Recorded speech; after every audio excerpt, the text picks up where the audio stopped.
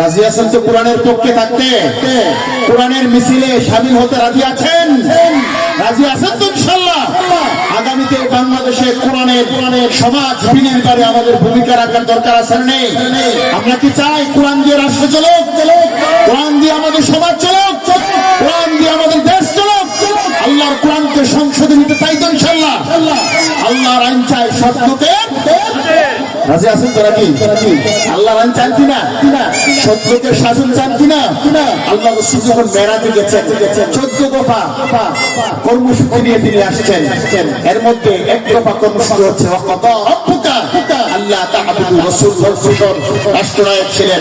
কিভাবে রাষ্ট্র পরিচালনা করবেন, কিভাবে সমাজ পরিচালনা করবেন, কিভাবে পরিবার পরিচালনা করবেন, কিভাবে আল্লাহর কোরআনের রাজ কায়েম করবেন, আল্লাহ তাআলা মেরাজে নিয়ে নবীজিকে 14 দফা দাবি দিলেন। সুবহানাল্লাহ পড়ুন।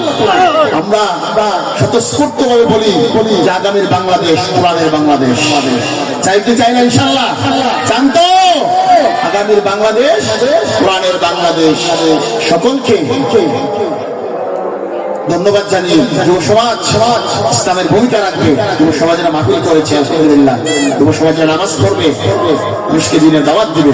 আল্লাহ আমাদেরকে তৌফিক দান করুন, মাহফিল কবুল করুন।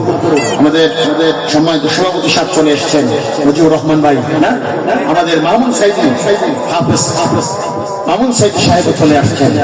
আপনারা সকলে নামাজের সাথে হন, নামাজের পরেই আলোচনার পরেই নামাজের জামাতের পরে ইনশাআল্লাহ আমাদের উলামায়ে কেরাম রাইতের পরে ধারাবাহিক আলোচনা করবে। আল্লাহ তাআলা সেই তৌফিক আমাদেরকে দান করুন। ওয়া আখিরু দাওয়ানা আলহামদুলিল্লাহি রাব্বিল আলামিন। আসসালামু আলাইকুম।